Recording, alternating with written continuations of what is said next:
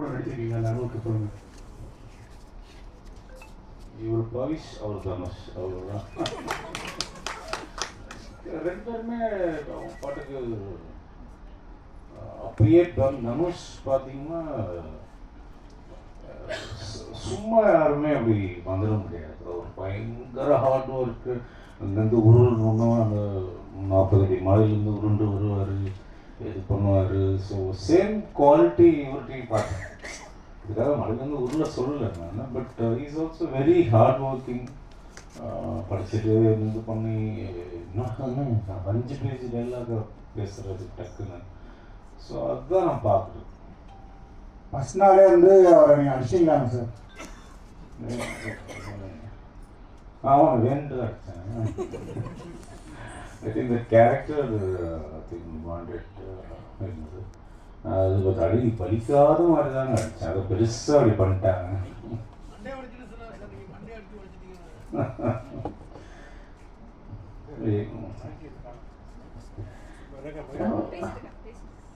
Hello sir, இங்கே 20 years before வந்து அப்சசிவான love பற்றிலாம் நீங்கள் வந்து ஸ்டோரி பண்ணியிருக்கீங்க. இப்போ இந்த ஜென்சியோட லவ் உங்களுக்கு புரியுதா?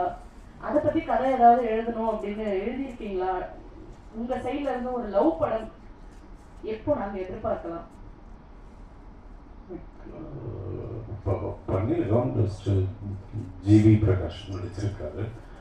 80% முடிஞ்சிச்சு. Immediately will see my take on Gen Z film. எனக்கு ஜென்சி இந்தியில் நம்பிக்கை இல்லைங்க. ஸோ இந்த காலத்துக்கு என்ன, அவ்வளோதான். எனக்கு I should love the process, அவ்வளோதான்.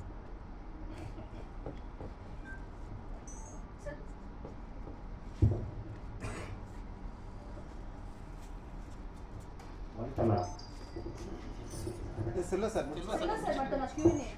சார் முடிச்சிடலாம்.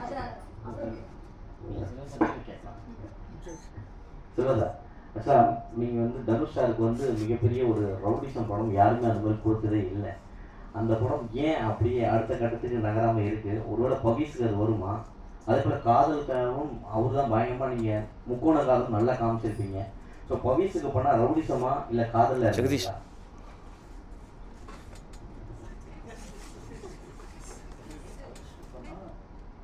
தனுஷ் சாருக்கு ரவுடிசம் படம் இப்போ யாருமே எடுக்கல இன்னும் அந்த அளவுக்கு.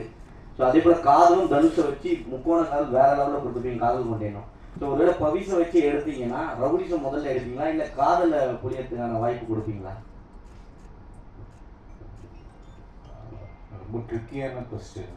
டைமில் என்ன தோணுதோ எதுக்கு வேணுமோ அடாப்ட் ஆவாருன்னு நினைக்கிறேன்.